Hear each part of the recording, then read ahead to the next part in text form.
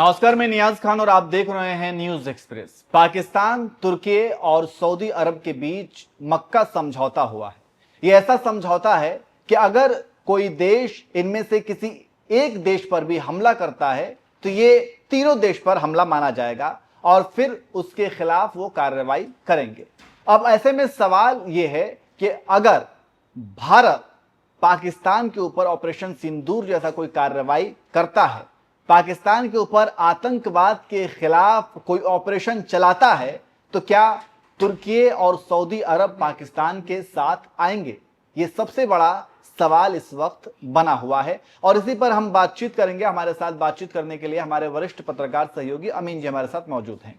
अमीन जी, ये जो मक्का समझौता हुआ है तीनों देशों के बीच में, हालांकि ये पहले पाकिस्तान और सऊदी अरब के बीच में हुआ था, जिसे इस्लामिक नेटो का भी नाम दिया गया, और अब जो है मतलब ऑफिशियली तुर्की भी इस समझौते में शामिल हो गया है। और आपने वो तस्वीर भी देखी होगी कि जुमे के दिन तीनों देश के जो प्रमुख हैं वो साथ में हैं, नमाज भी पढ़ रहे हैं। तो अब ये कहा जा रहा है कि भारत के संदर्भ में अगर हम बात करें तो भारत अगर तो किसी भी तरीके के आतंक के खिलाफ कोई कार्रवाई करता है तो क्या ये तीनों देशों पर हमला माना जाएगा और दो देश जो हैं वो पाकिस्तान के समर्थन में आएंगे?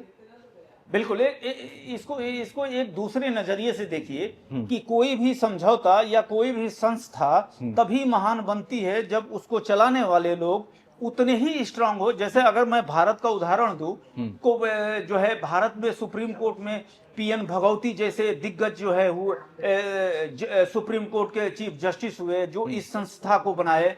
चुनाव आयोग को देखिए, टीएन शेषन जैसा जिन्होंने चुनाव की प्रक्रिया को, चुनाव आयोग को बता दिया भारत की जनता को कि चुनाव आयोग भी कुछ है। तो ये संस्थाएं जो संस्थाएं हैं उनके बनने से कुछ नहीं होता। संस्थाओं को चलाने वाला कौन है, ये सबसे बड़ा इंपॉर्टेंट चीज होता है। जैसे नाटो को अमेरिका 90% जो है सारा खर्च उठाता है और इसीलिए अमेरिका जो चाहता है वही नाटो करता है। आप नाटो की स्थिति देख लीजिए कि यूक्रेन और रूस के युद्ध में नाटो की क्या स्थिति रही। पहले तो उसको चढ़ा बढ़ा के जो है अमेरिका और नाटो ने ये कह दिया कि आपके ऊपर हमला होगा तो हम आपके साथ आएंगे, और वो उसका नतीजा ये है कि जेलेंस्की को क्या हाल हो रहा है। 20 लाख से ज्यादा लोग जो है दूसरे देशों में जो है यूक्रेनी लोग जो है रह रहे हैं। तो उसका नतीजा आपके सामने है। तो इसका उदाहरण एक और उदाहरण से मैं देता हूं कि भारत के खिलाफ जो है इटली, पाकिस्तान और मलेशिया ने मिलकर एक बहुत बड़ा संगठन बनाया था 2-3 साल पहले, जब इमरान खान जो है क्या कहते हैं कि पाकिस्तान के प्रधानमंत्री थे।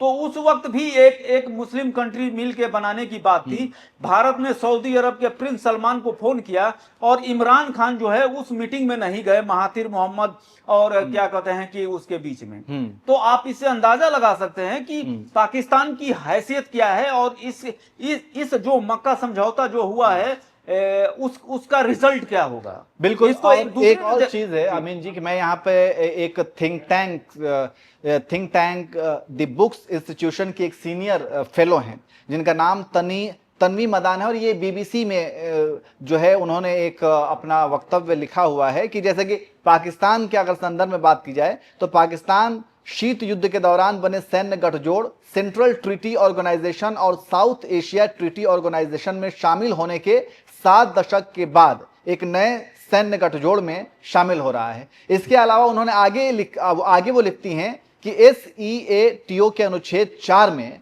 पारस्परिक रक्षा का प्रावधान था। हालांकि अमेरिका ने इसमें कुछ शर्तें जोड़ रखी थी। मसलन भारत पाकिस्तान संघर्ष की स्थिति में अमेरिका खुद को उसमें शामिल होने से बचा सकता था। वहीं पाकिस्तान ने अमेरिका के उन अनुरोधों को ठुकरा दिया था जिनमें उसे वियतनाम युद्ध में योगदान देने को कहा गया था।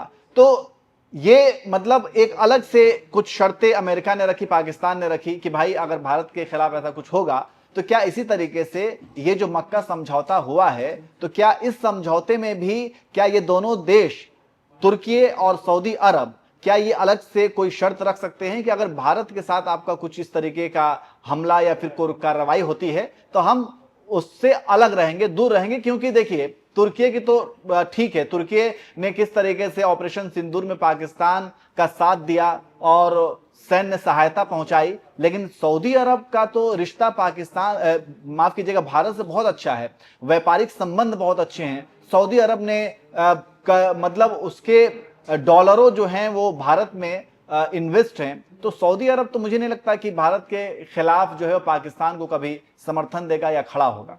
बिल्कुल नहीं, इसका एक और भी लॉजिकल चीज देखी जा सकती है कि अगर कहा जाए, भारत में ये कहा जाता है कि दोस्ती का पैमाना जो है वो कितना गहरा है और कितना मजबूत है, दोनों आदमी के आगे आगे पीछे की हैसियत से देख के लगाई जाती है। पाकिस्तान की आज की हैसियत ये है कि अगर सऊदी अरब पाकिस्तान रिजर्व बैंक से अपना 250 करोड़ डॉलर निकाल ले तो पाकिस्तान आज ही की तारीख में जो है दिवालिया घोषित हो जाएगा, जो पिछले 2 साल से जो है सऊदी अरब की दया पे जी रहा है। तो इससे आप ये समझिए कि सऊदी अरब के रहमो करम पे पाकिस्तान की स्थिति है, तो वो जब इस तरह की बात होगी तो फिर उनकी हैसियत क्या रह जाएगी। दूसरी बात, सऊदी अरब खुद ही एक फेल स्टेट है जहां की सेना और सारी चीजें हैं, लेकिन उसकी सुरक्षा के लिए अमेरिका अपने 10,000 सैनिकों को रखे हुए है, लेकिन वो भी 2,000 से ज्यादा पाकिस्तानी सैनिक हैं। ईरान ने जब अमेरिकी सैन्य हमलों पे ठिकानों पे हमला करना शुरू किया तो वो भी कहा, अमेरिका भी तो पीछे हट गया, अमेरिका ने भी छोड़ दिया। और शायद यही वजह है कि सऊदी अरब को ऐसा लगा कि अब तो अमेरिका भी हाथ धोता हुआ साफ नजर आ रहा है कि भैया तुम्हारा मामला है, तुम समझो। तो अब ये देख रहा है कि एक दूसरे मोर्चे पर भी अपनी सुरक्षा को लेकर के बात की जाए, और वहां पे पाकिस्तान और ये तुर्की के साथ फिर सऊदी अरब आ रहा है। हाँ, वही मैं बात कह रहा था कि ईरान हमेशा से, अभी देखिए जो तीसरे समझौते में जिसमें कतर का नाम है, और अभी 3 दिन पहले जो है ईरान और अमेरिका युद्ध में जो नई टीम बनी है उसमें पाकिस्तान का नाम ही हट गया है। नाम इसलिए हटा है कि आपका समाज में अगर ट्रस्ट नहीं है तो आपकी हैसियत वो नहीं रह जाती जो पहले हुआ करती थी। तो वही हाल है कि इधर अमेरिका को भी सूचना देना है और ईरान का भी मुझे समर्थन चाहिए, तो वो सारी चीजें इधर से इधर की सूचना उधर, उधर की सूचना इधर करने से इससे भी हैसियत खत्म हो गई है। और ईरान ने बाकायदा कह दिया कि हम पाकिस्तान की किसी भी सिफारिश को मानने के लिए तैयार नहीं है। इसलिए अब जो है कतर जो है इसमें अहम भूमिका, बहरीन, कतर और ये सारे देश अब अहम मेन फ्रंट पे आ गए हैं, और इसको लेके जो है, तो इससे ये समझा जा सकता है कि ये जो 3 फ्रंट का जो 3 मुस्लिम जो है कर रहे हैं, तो वो वक्त बताएगा। लेकिन अगर भारत हमला करेगा तो जो आप कह रहे थे सऊदी अरब तो अलग ही रहेगा, और तुर्की वही वैसे ही थोड़ा बहुत मदद करेगा, लेकिन कोई इनकी मदद करने नहीं आएगा। बिल्कुल, तो वही मतलब पहले भी ऐसा नहीं है, पहले भी बहुत सी चीजें हो चुकी हैं, जैसे कि आपने नाटो और यूक्रेन और रशिया का भी एग्जाम्पल दिया। इसके साथ साथ पाकिस्तान ये करीब करीब 7 दशक के बाद किसी सैन्य गठजोड़ का हिस्सा हुआ है, इससे पहले वो था। लेकिन भारत के संदर्भ में अमेरिका ने भी अपनी शर्तें रखी और भारत ने भी अपनी शर्तें रखी जब वियतनाम में अमेरिका की बुरी हालत हुई थी। उसी तरीके से अगर ये सैन्य गठजोड़ हुआ है, मक्का समझौता जिसकी हम बात कर रहे हैं, तो उसमें अगर भारत कोई भी ऑपरेशन सिंदूर की तरह कार्रवाई करता है तो जाहिर सी बात है सऊदी अरब और तुर्की इससे खुद को दूर ही रखेगा।